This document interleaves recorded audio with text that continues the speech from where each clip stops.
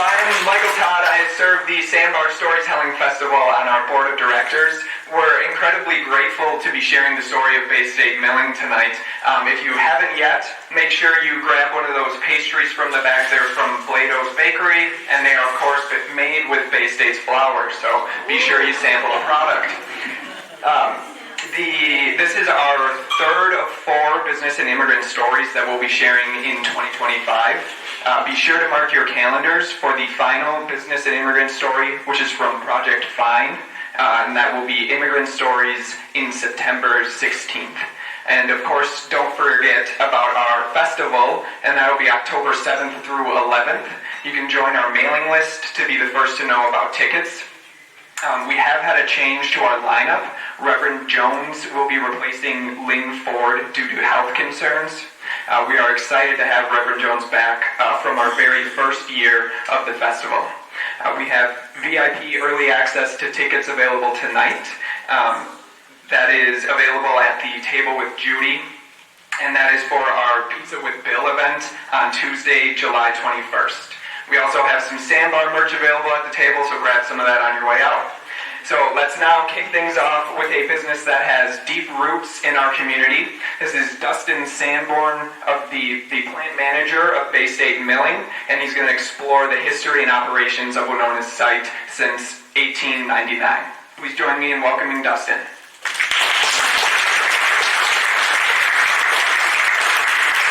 Thank you for coming out. Everybody knows about Bay State Milling. At least you can see the big white grain silos out there that kind of have been a big part of the skyline in Winona for a long time. I see a couple of familiar faces, some Bay State alum and some current Bay Staters that have come to potentially heckle me tonight. So we'll see how this goes, but they can also maybe chime in if I get something wrong. So again, thanks for coming out. I'm going to start with an excerpt from the 100th anniversary book that the company put out, and it's a great way to kind of lead into this. So it says, bread is among the earliest prepared foods known to man. Its origins are unknown, but throughout history, bread has been the staple of daily diets the world over. Bread is made from flour of grains such as wheat, rye, barley, oats, and rice. Humans first converted grain into flour by pounding it with hand stone. Civilization slowly progressed to use the saddle stone and produced flour by grinding rather than pounding. The human and animal power used to grind the grain was eventually supplanted by the water wheel of the Romans and windmills of France and England, and later by steam and electric power of modern times. Today, milling process has been refined and modernized beyond the wildest dreams of those early millers. Steel has replaced stone and grinding process, while large computerized and automated manufacturing plants turn out vast quantities of pure flour.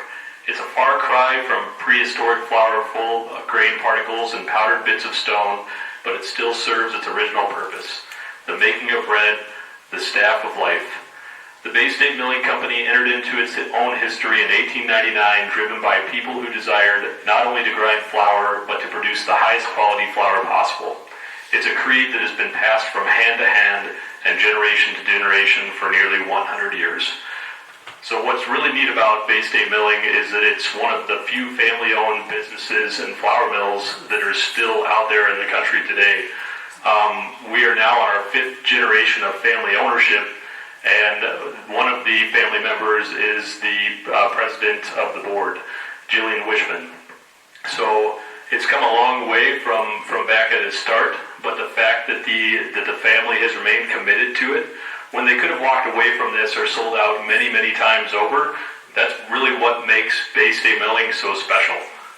It's one of the few, you can see that when you come into work, when you are spending time with the people that are doing the work. They're still heavily invested. They have a requirement that their family members, if they're going to be involved in the business, spend time in the mills, learn the process, and they're people you can talk to. So you don't feel like you're talking to the heads of a company. You feel like you're talking to the people that are there to do the work with you. And that's really, really cool.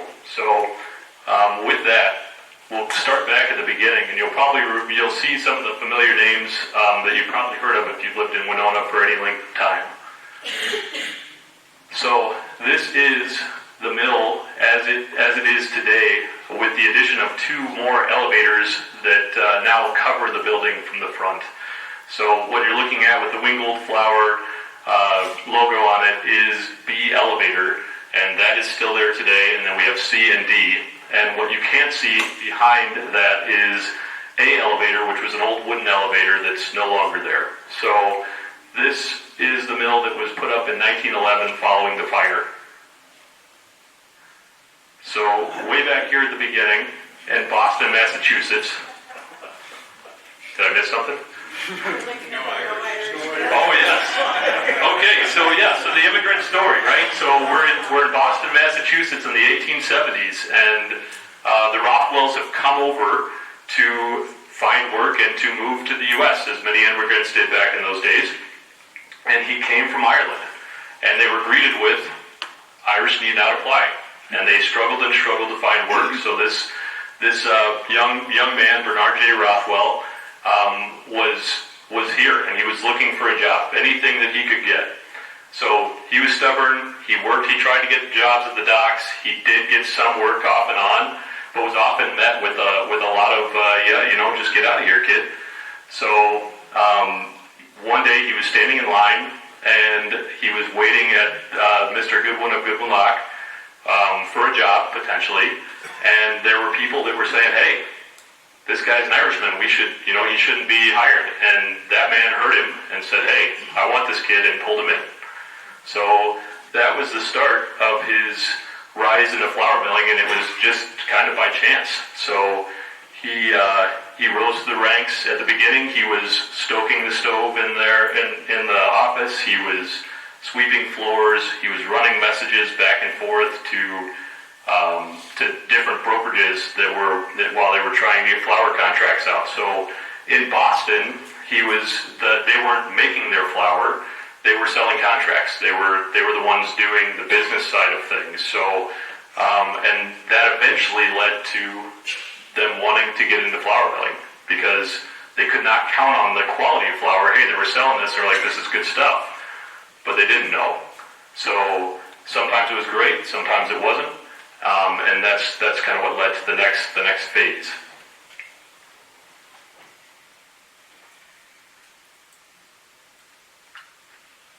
All right, so now we move on to 1899, and the way he kind of moved up through the ranks was also by chance. The accountant at that firm fell ill and was out for some time, and he was like, "Hey, I can do the books," and he learned how to do the books and became their flour accountant. And that's kind of how he got higher up into the business. And then when they decided, we really need to look for a way to control the quality of the flour, they knew that the Midwest was a great spot for the wheat coming off the field and the shipping lanes to get it out. And the Mississippi River was also a great way to get grain in and get flour out as well. So they took the train from Boston, and they looked at this L.C. Porter Mill, which is the site the Bay State Milling's on today, and they met Mr. Garvin, whom many of you have heard of, right? Garvin Heights. And at that point, he was the president or director of the Northwestern Rail. And he met with Bernard when they got there, as well as one of his business partners, Leroy, and they went to look at this flour mill, and this is the article, the for sale of the L.C. Porter Mill. So they purchased the property, and that is Bernard, and this is the Rothwell's philosophy, and this is what you'll hear this over and over again. If you're working at Bay State, this is a founder statement. It's been read time and time again, and it's kind of, it's the way we choose to do business today. So we're firm believers that there is always room at the top, that there is always a demand for the gilt-edged article. And most of us today don't know what that is, or at least I didn't. Our chances of success are vastly increased if we produce a grade of flour that's unmatched. So his goal was to make the best, and he wasn't willing to compromise. And sometimes that meant that we were buying a higher quality wheat than other flour mills in the area, which may not give us the profit margin that we wanted.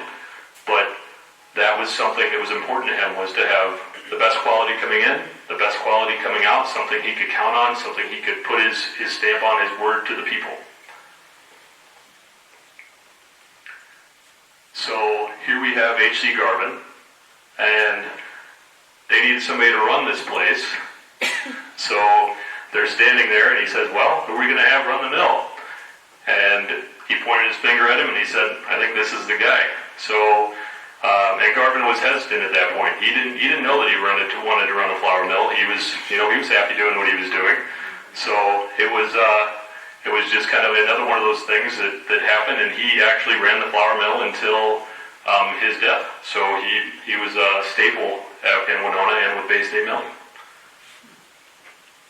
So I pulled this out of the book just because I thought it was an interesting tidbit, but they wanted to have the first horseless carriage. So he called up his friend, Mr. Sears. So to be able to actually say that, like, hey, I just called up Sears and talked to him for a little bit, and he sent me this car, is kind of interesting. And also kind of funny that, everybody made fun of him for driving this thing around. So this was one of the first sales guys for Bay State, and he's driving around in this thing, and people are like, hey, what is this?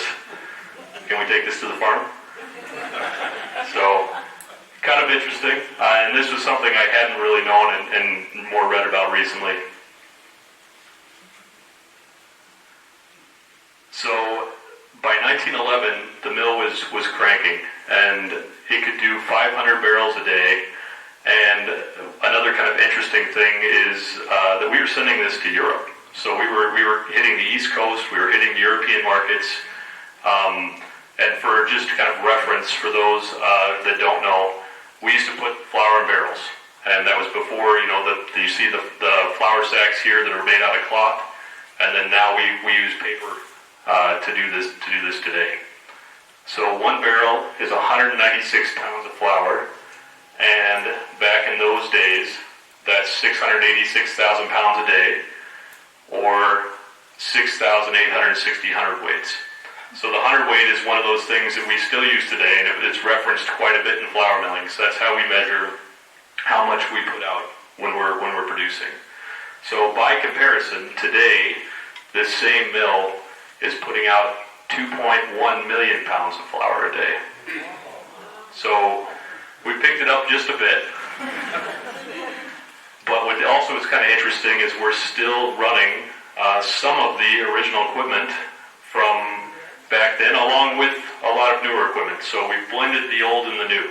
And I'll show you some pictures of that here a little bit later. So, in 1911, the original mill they purchased, the LC Porter, burned. And it was $600,000 of damage, which you can imagine in 1910 was a lot of money. It's a lot of money now, but it was a lot of money then. And they had options. People knew of the Bay State name, they knew of the brand, and they wanted to potentially move the mill.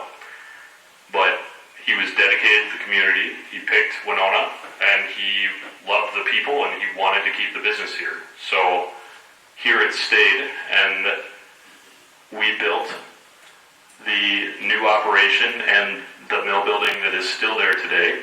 So, let's see if I can do this here. This portion right here is home to the maintenance shop, is home to the break room and some offices. That is the original structure that did not burn, and we were doing some work in our maintenance shop to clean it up a bit.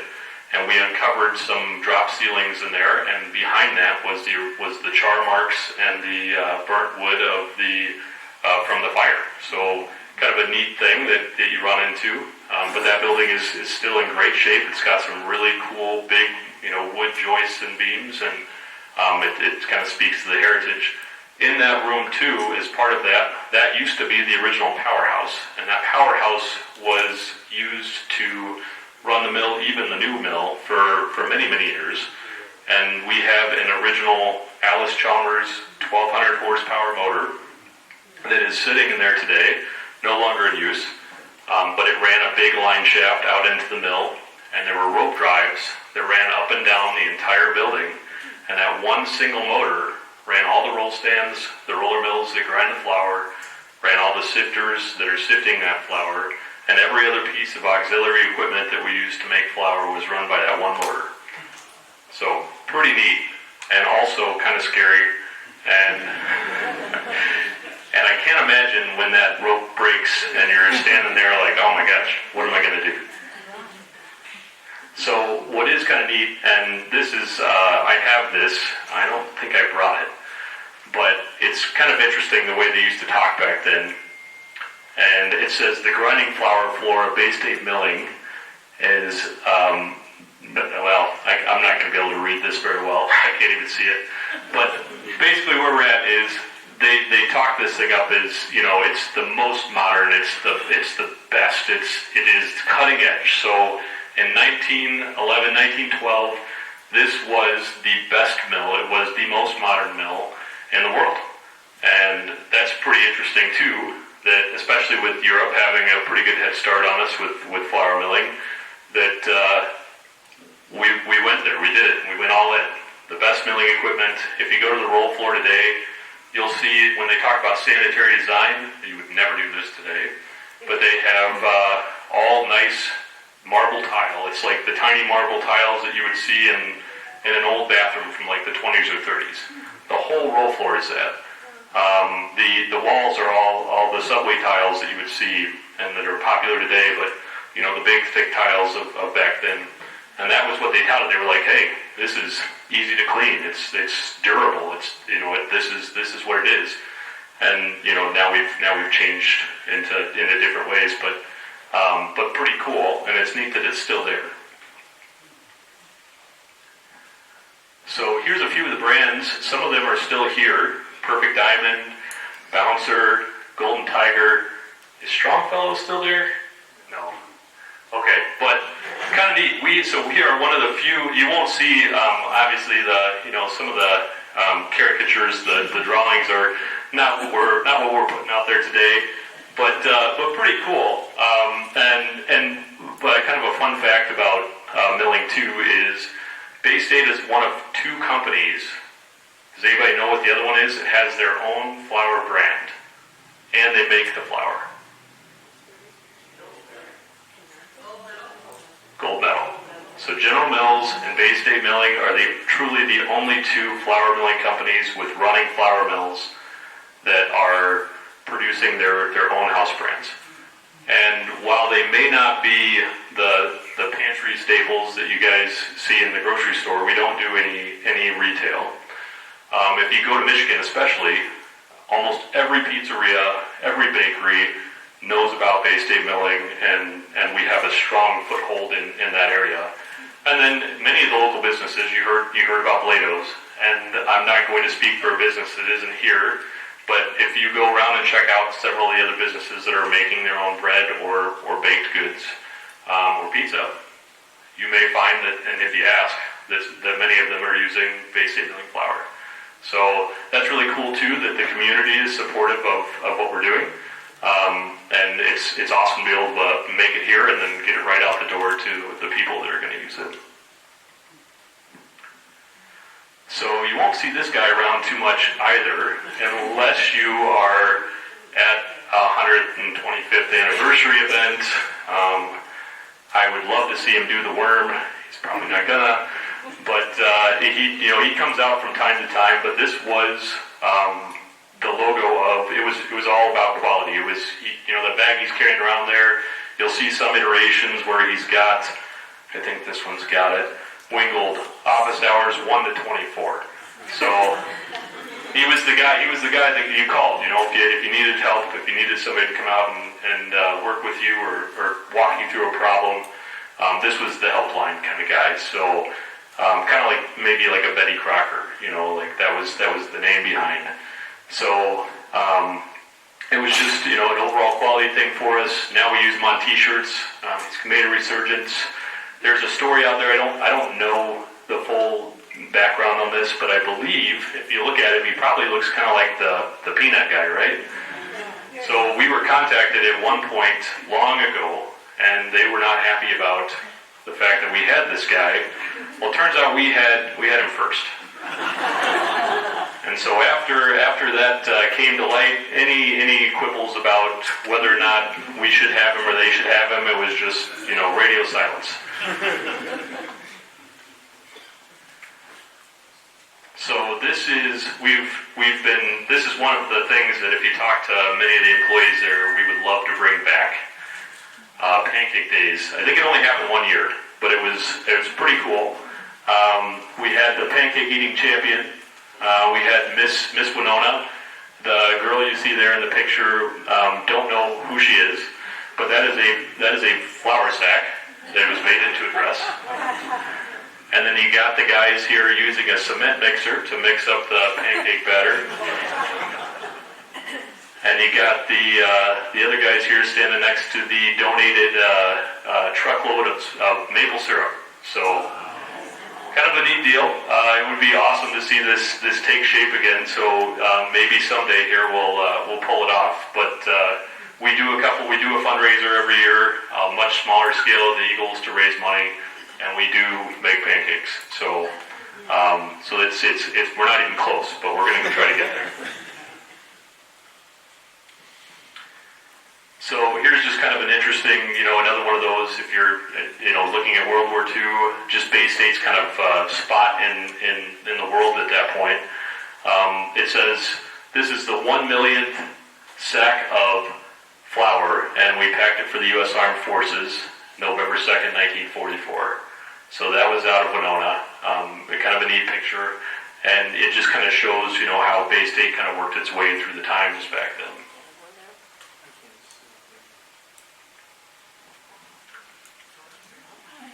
So not without our problems. We didn't burn it down this time. But we did have a pretty massive flood that many of you are probably familiar with, the flood of 65. That's when we built the levee wall after that. But 20.75 feet. And a few years ago, I think we were up over 18. So we were close, but it was different back then, and it was easy to have the water come over. So we were down for 3 weeks coming out of that, and I can't imagine doing that today. We are in our busy season running up to 7 days a week with an 8-hour repair. In the slower times, we're running at least 5 to 6. So, and we're sending flour all over, and we support our sister plants. So we're pretty well tapped out at this point. So I think it's kind of interesting to point out, and I'll walk through a little bit of when we purchased some of these plants, but after Winona, you can see that we've added quite a few to the list. We have Tellison, Arizona at the top.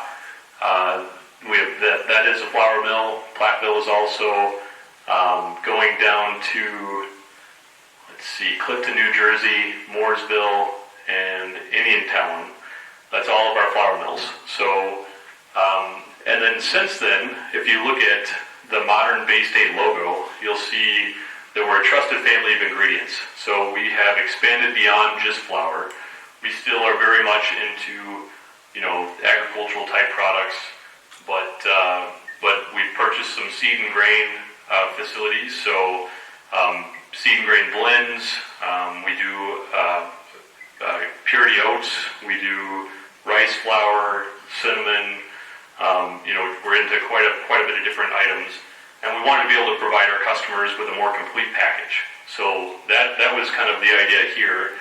And then more recently, we added Saskatoon, Canada, which is an oat processing facility, and that's taken off. And we have an oat cleaning facility in Belgrade, Montana. So that's been the most recent purchases in the last few years. But we're still very much committed to milling, and milling is the biggest part of our portfolio, the biggest part of the business. So here's our values. They're nothing that's like earth-shattering to anybody, but this is what we live by, and it kind of goes back to the founder's statement.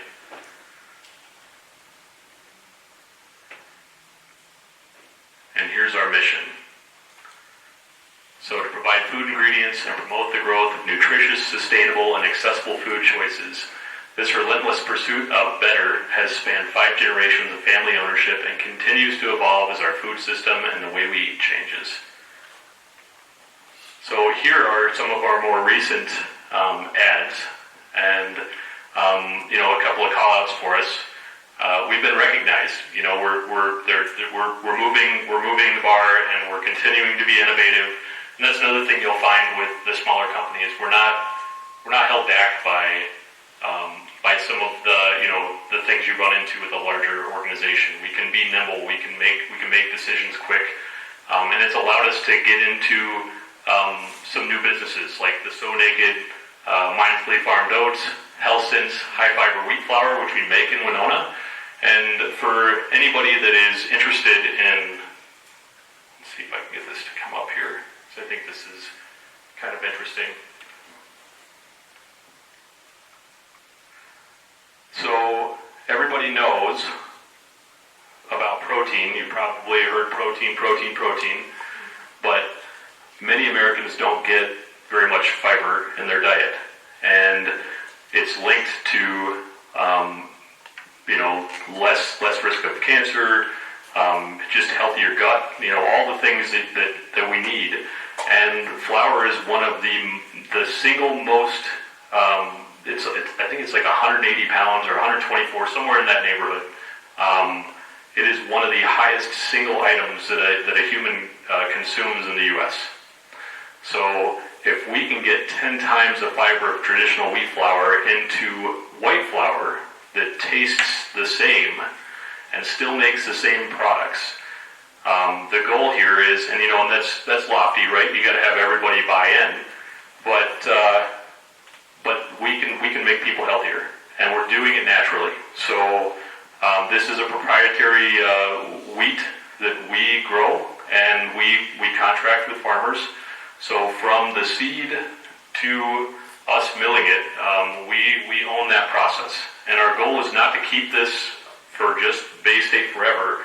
We want to share it with the other mills. So there's a lot of interest in this. And so if we can get this to go, and we have several businesses coming online, brands that you would know. And again, I'm not gonna throw those out there for just the sake of the businesses that we're working with. But this is something that people are going to advertise to. So just know that is something we're working on. We have doubled the output here in Winona of that product. We're working to get our mills to be better able to handle it. It does grind a little bit differently, but the end result is something that tastes and functions just like what we're used to.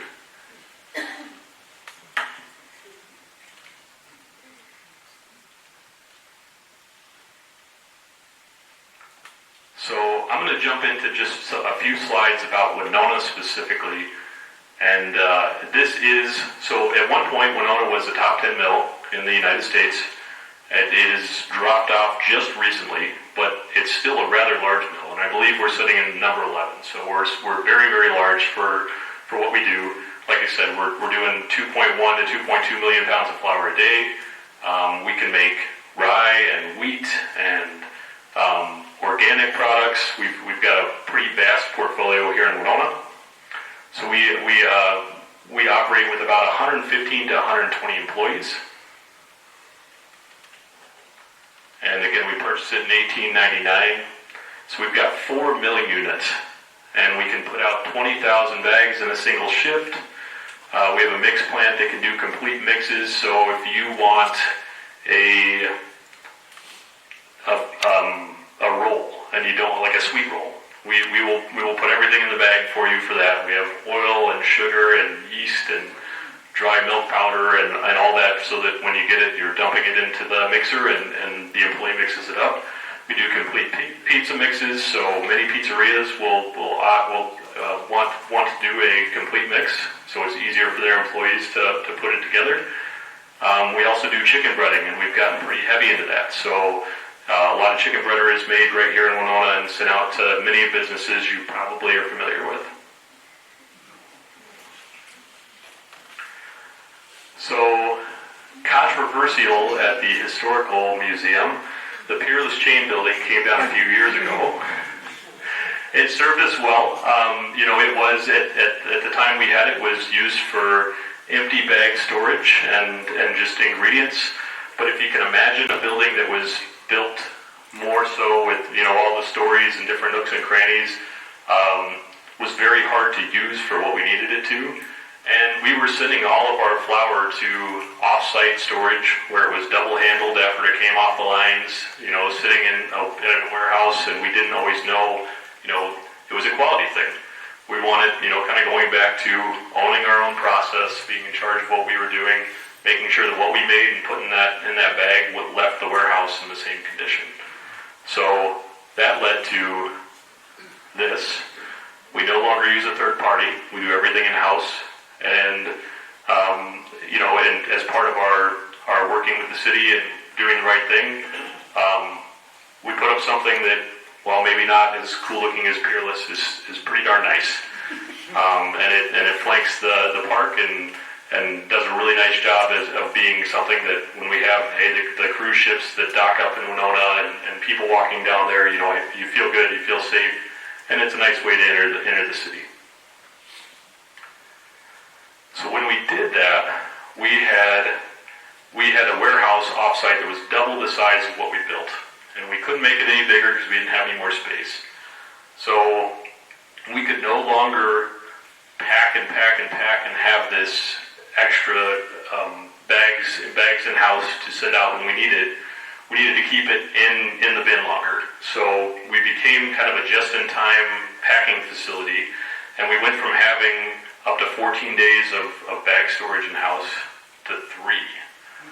So now we're packing things on demand when people are asking for it, which is part of the reason we put out 20,000 to 30,000 bags a day. But we added these 6 flour storage silos, and they're all 4,000 hundredweights a day. So they are the size of what we produced in one day back in 1911. So we keep all this in here. Underneath these bins, you would see scales for scaling right out of the bottom of each one. You would see the ability to add ingredients into a common hopper for those bins, and then a blower system to transfer that flour out. So it's very efficient. It's very exact. We know what we're making. We can blend bins together. One of the things that's kind of a big part of flour milling is the wheat protein. So when we're blending for customers, we're trying to hit a protein spec. So a high protein with a lower mid protein is important, and that's usually what we'll do. So we have 4 or 5 mixes, and we'll be producing these different protein levels of flour, and they'll sit in these bins, and then we'll blend them together to get precisely what the customers ask for. So in our grain elevator here, we store 11 different varieties. We've got rye, which was a big part of the mill when we built the new mill and it came online. The addition in 1912 was rye. So we were just making wheat flour before. We added rye capability, and we still do that today. We moved into the organic space. We do spring wheat organic in winter. We have sprouted wheat. We've got soft wheat. We've got health sense.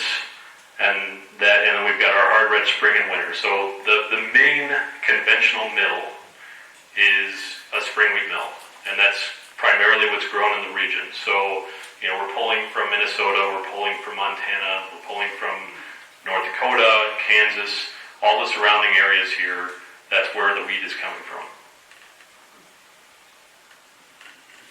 So I've kind of gone over capacity, but this is kind of an interesting thing too, and you'll see some of the pictures here. The refined flour capacity of the A mill alone is 1.95 million pounds of flour a day. So today you would have, in a more modern setup, you would have a bunch of smaller mills that would make it up, and it allows you to make a bunch of different things.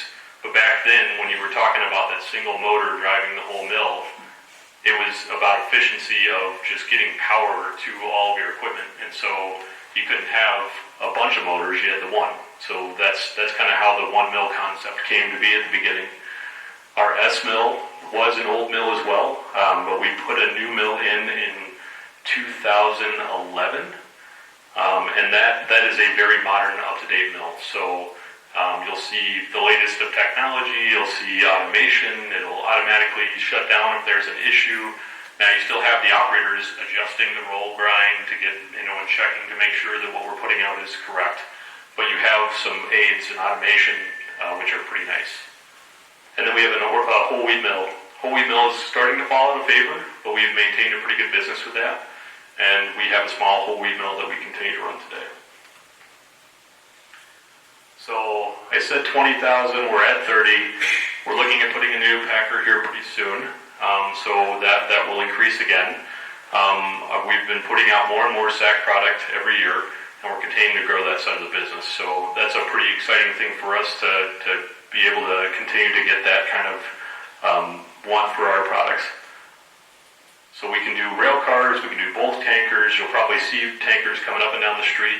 Some of them come from customers with their logos on them. So if you're watching out there, you can see some of the people that take our product. And you'll see these guys coming up and down the street every day. So you can see here's just kind of an example of all the things we offer. You should go to our website if you have an interest in learning more about just what we're doing today. It's very well laid out. There's some really cool videos. So this one's one that was in an old textbook.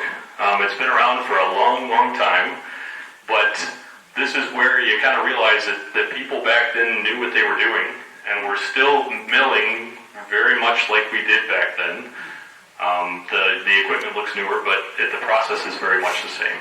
So just to kind of walk you through it.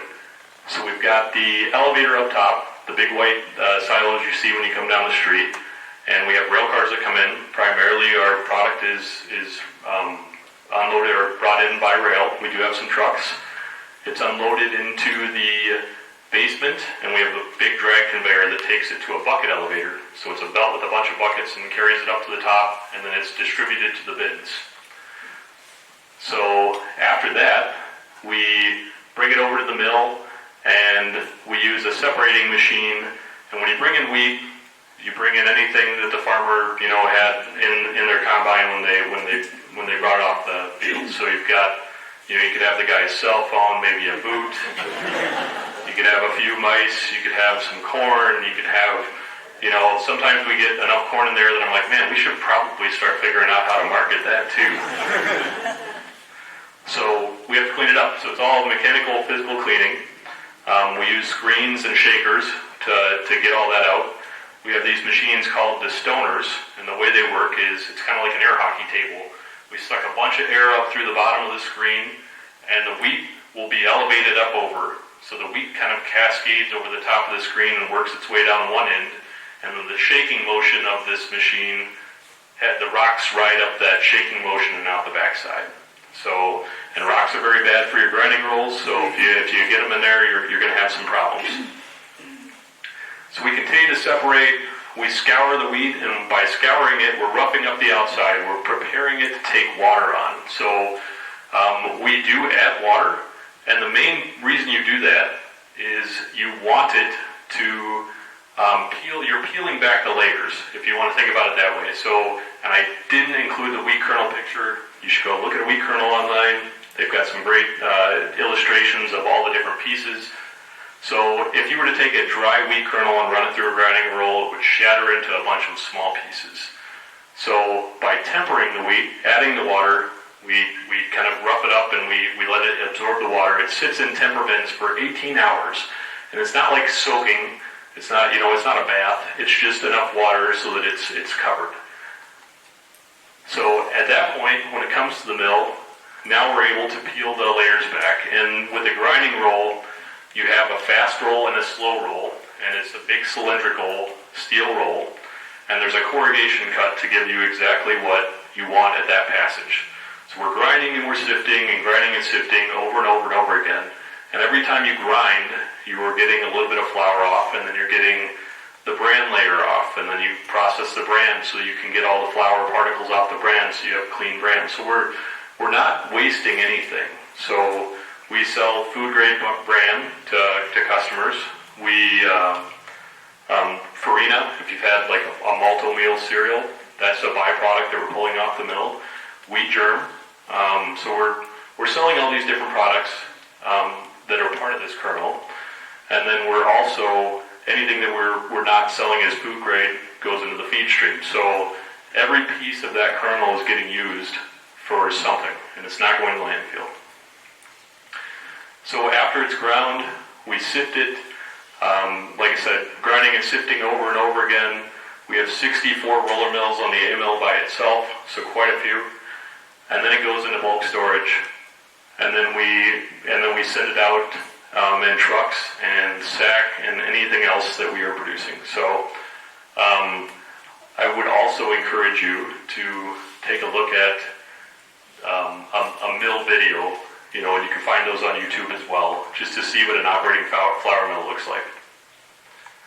So here is our mill, and if you look, the only thing that is really different about this from back when it was put online is the orange guards. So back then, we had flat belt pulleys that are behind all these guards, and those were just out there. And if you look at the old pictures that we have, we've got a few of them in the office, where the roll floor looks absolutely gorgeous, but they're exposed. And I would guess maybe somebody got hurt at one point or another, but it's amazing how many people just knew not to touch that back then. You look at some of those old fans, and they had the finger choppers. I bet you didn't do that more than once. So, that's kind of interesting back in the day what they considered safety. But this is one of the original cabinets. So we've replaced a lot of the tops. The bottoms are very resilient. So this is a Alice Chalmers roll stand. I've got the original manual on this thing, but they're just great. They're not fancy, but you can beat on them, and the guys can continue to put them back together, and you can take parts down to the machine shop, and they love pulling new parts, making new parts for this. So the local community supported us in keeping these old roller mills running. It's not uncommon to see these things in other mills. They're just good roll stands. The one thing you don't get with these is if you see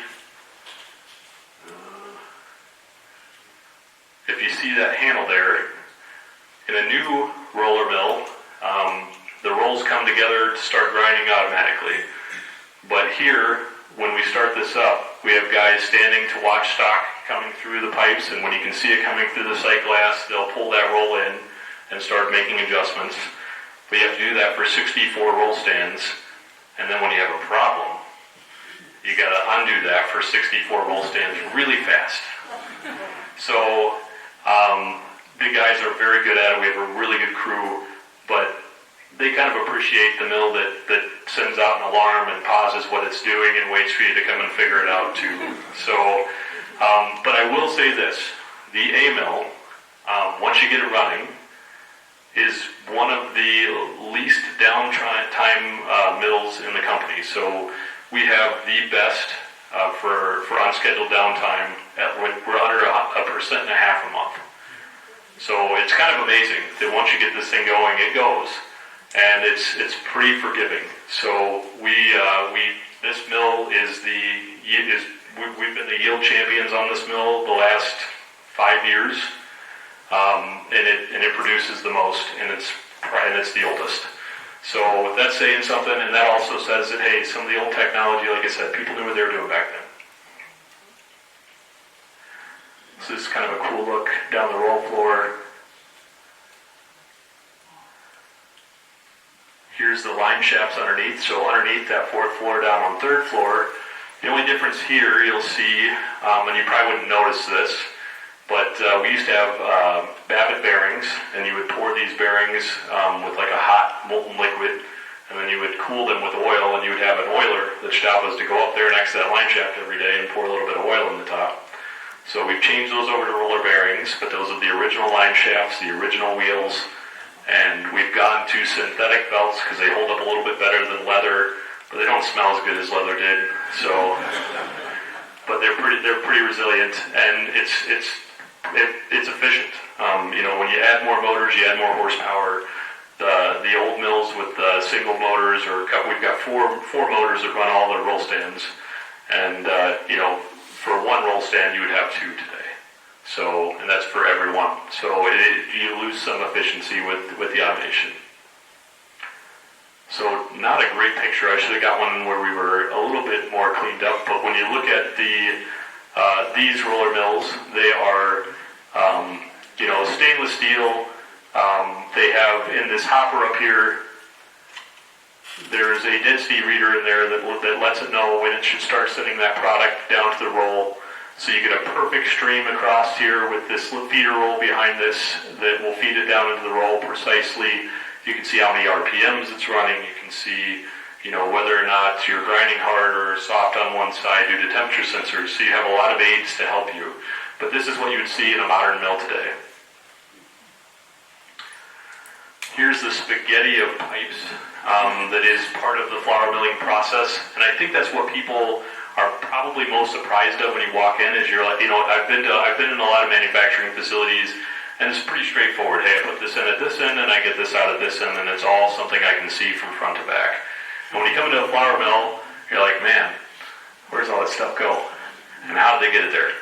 So it's kind of interesting, but everything's got a purpose, and we're just, above there on the 7th floor, and you'll see that on the next picture, are a bunch of sifters, and each sifter you're getting a little bit of flour, a little bit of bran, a little bit of mid-stock, and you're spreading it out to all the machines that will then clean up that specific piece. So that's kind of where the spaghetti of pipes comes from.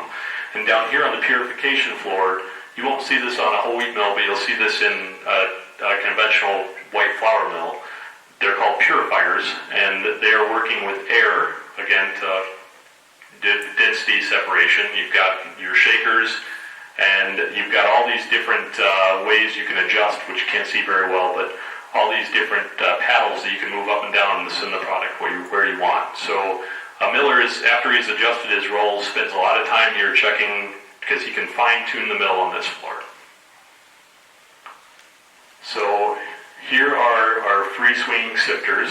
So they're all hanging by reeds, and they're wooden reeds. You can kind of see up there at the top. And they hang from the ceiling, and they spin in a circle. So that's how we separate all the product. This company is out of Leavenworth, Kansas. They are still in operation. They're Great Western. They've been in the business forever, and they have a bunch of wood craftsmen that make these things still. Some people have converted to steel, but they have maintained the wood sifter boxes, which honestly are very forgiving. You go around and you tighten them when everything dries up, and you loosen them when they're not, and they just they work. So they've been in the business for a long time. We've got 27 decks in each one of these, and then there's 6 sections on each one of these. So we have I don't know how many we have for sure, but there's a few. And then this is the top side of the bin room that we added. So just to kind of give you an idea, so we use pneumatic conveying for a lot of the product. You can see all these tubes going into the tops of the bins. We're blowing the flour into the bins. We've got sensors that tell us how much flour is in there so that the guys can see that on the computer. We've got high levels so that we make sure we don't overfill them. So again, very modern. And then there's another picture of the mill. So, any questions? I've got a question. The name Bay State, where did that come? So Bay State, so Boston is the Bay State. So that's how we ended up with the name. So it originated in Boston, but now it's headquartered here? No, so it's still headquartered in Boston, but we've got a few satellite offices too. So, we were pretty big in back when the grain exchange in Minneapolis, which they're not doing anything on the trading floor anymore. That was really, really a big market for us. So we had an office here, and we still maintain that in Minneapolis today. Is your flour bleached or unbleached? It can be both. Oh, you do both processes? Yes.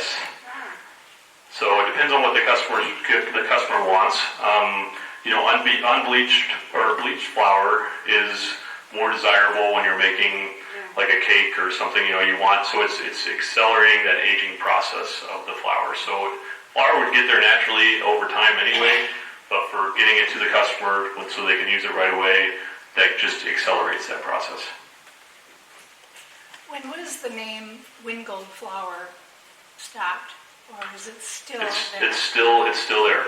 So Okay. yep, we still use it. I don't have a modern logo with it on there, but Okay. but it's one of that's what's on a lot of our branded product is Wingold. Both grain and flour are very explosive. How do you handle the explosive nature of the product? Sure. So, I mean, sanitation practices are a big deal. Making sure that we're cleaning the flour from the ledges, anything that happens to be, gathered over time. But a big piece of that is just dust collection. So we have in the mill, I think we have over 30 dust collection devices. So they're boxes, and they have socks in them. So we have steel cages mounted to the top of these inside that box. And then there's a sock that you put on over the top of that cage. So we suck in off of all the equipment. So like that purifier you saw on there, or the roll stand, we're pulling a little bit of negative pressure off of that, and any fine particles are collected on the socks. And then those socks are pulsed with compressed air to clean them off. And they fall into a trough, and we have a screw conveyor that rotates that out, and then it ends up going back into the flour stream. So it's all part of that process. Is that how the 1911 fire started? Was it That one was electrical. I'm pretty positive, but we did have over the years too. When you talk about like trials and tribulations, we've had a lot of successes. But in Clifton, New Jersey, we purchased that mill in the 60s or 70s, and we had an explosion of that mill, and they also rebuilt there. And I don't know all the details, but when you read through the book or look up the history, you would see that. So yes, it is not something to mess with. We talk to our employees about that. If the rolls, with our roller mill is generally safe, but if you choke it up and you have that roll running and nobody knows, that's we talk about. Hey, if it smells different, if it sounds different, anything on the floor, and the guys that are working in it every day are very well versed, and like they can pick it up a lot of times before anybody else even knows. So we have brushes on the bottom of our rollers too to clean them off.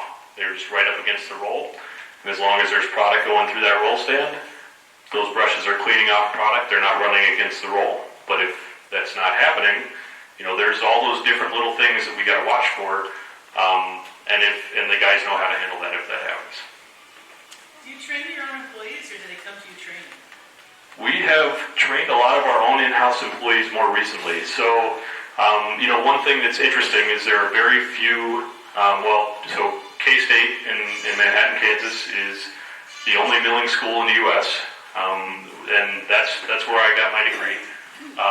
So I'll put in a plug, so send your kid to K-State if you want to be a flour miller.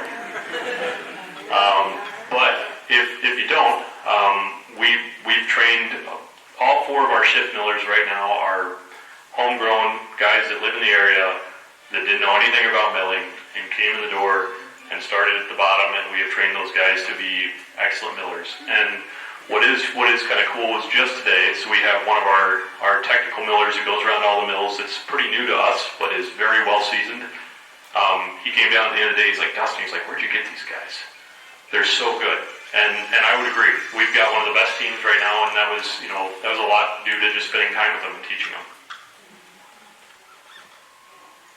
Do you still buy the old mills? It's like, okay, the old A mill was one of the best, and it works, and you can use the parts, and they last, and they last, and they last. Do you find old ones and still acquire them? So not like just in whole, or just like for parts for what you're talking, like parts. So yeah, so we, if we know of anything that another facility is getting rid of that will match these, absolutely, we buy it in a heartbeat. It would be way better to do that than have to have it custom built. But on the other hand, too, like we're still talking about this, quite every year it comes up. Is this the year we're going to do some modernization to the big mill? And there's going to come a time when we're going to have to do this, and for now it's been like I said, it's been a great mill for us. Do you still use belt elevators to go from floor to floor? We do.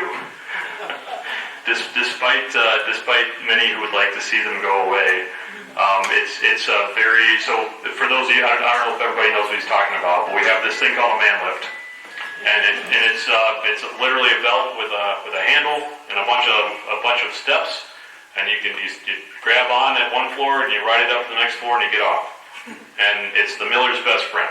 So when you're doing work, but rather than waiting, pushing the button, I'm like, oh God, something's going on up there, I gotta wait. Like, nope, you're up there, you're working on it, you're taking care of it. But many mills are getting rid of those. There are safety concerns, but it's kind of the running joke that, hey, listen, if something happens to you on this, we're probably gonna drag you somewhere else so that nobody knows it happened on this. Yes. So my dad went to K-State, and he moved our family up here in 1950 from Leavenworth to work at Bay State. Oh, that's awesome. He spent his working life until the 1970s at Bay State Mill. He was the superintendent, the head miller, the superintendent. I remember, I don't know how I could, but I remember Mr. Rothwell, Bernard Rothwell, as being part of his world. And I wonder if he had a son of the same name, because I still have letters between my dad and Mr. Rothwell. I'm quite sure. That's really cool. Honestly, we should talk afterwards. I was a specialist in rhino.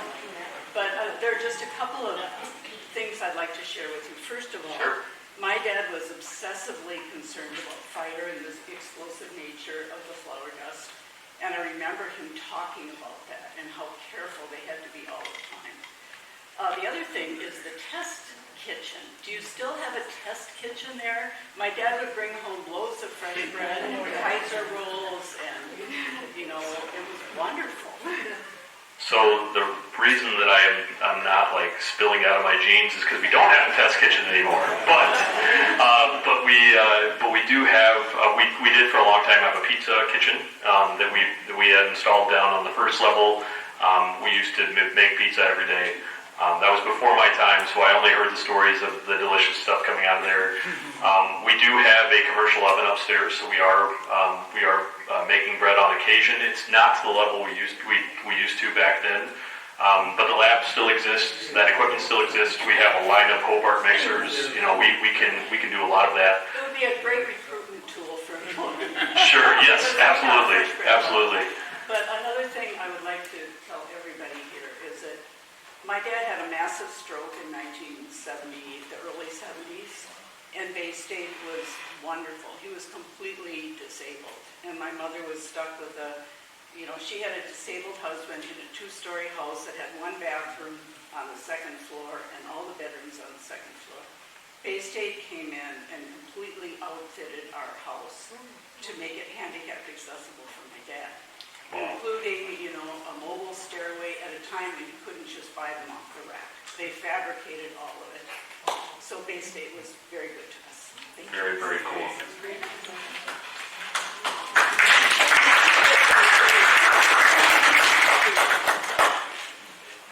All right, take me back there. You talked about you have I don't know if it's a patented seed that you contract with farmers. Yes. How was that developed? Was that Cargill, or did you do that on your own? No, so this was developed in Europe, Australia, and pretty positive. And we worked with that company down there, and we went into business with them, and we have the North American rights to that seed and that process. And what percent of your input is your patented seed? So right now it is fairly small. I could not tell you exactly where we are as far as percentage. I can tell you it's very small by comparison to our conventional volume or our organic volume, but it is growing. And the tough thing with doing something like this is how do you educate people about this? How do you get enough products so that when it takes off, you're ready? We built a $3.5 million elevator in Tucson, Arizona to store this specifically and get enough in the pipeline so that we could start making this. And then still, on top of that, then you got to produce enough to make more seeds so that you can keep growing it.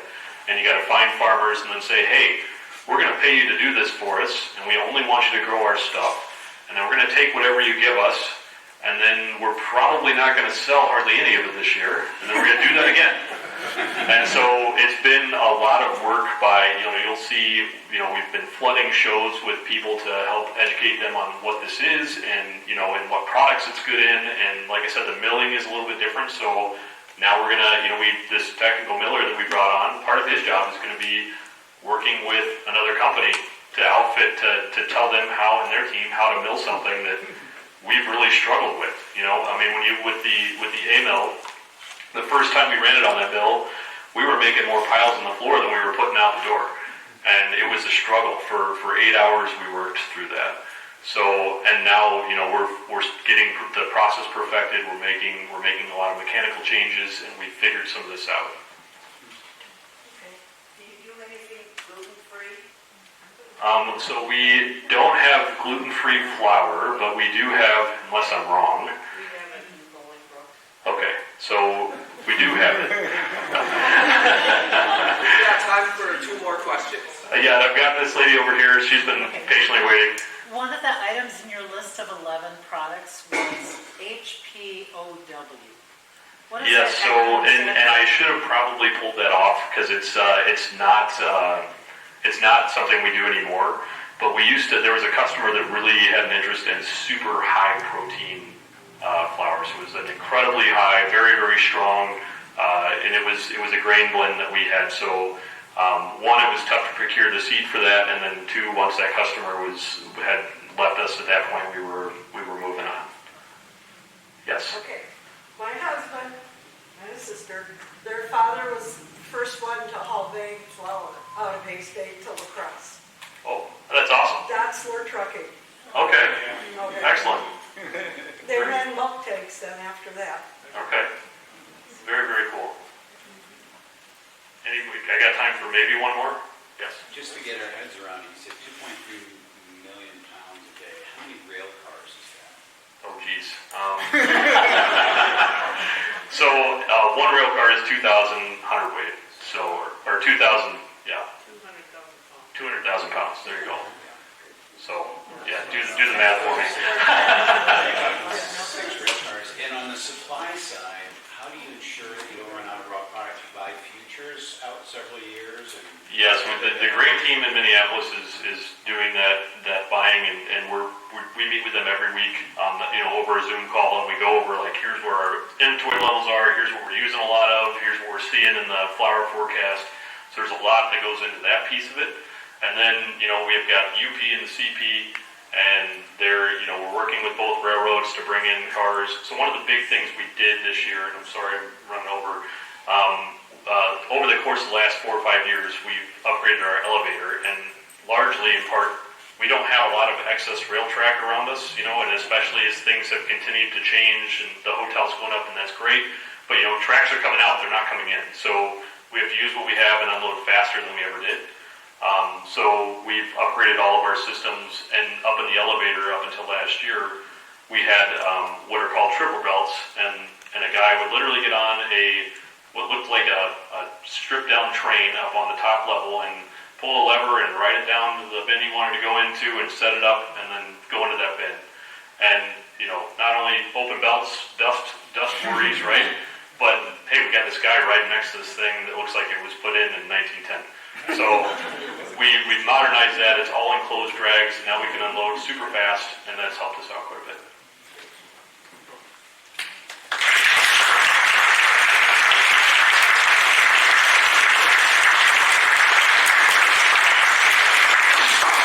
One small correction on our Pizza with Bill event. That will be on Tuesday, October 7th.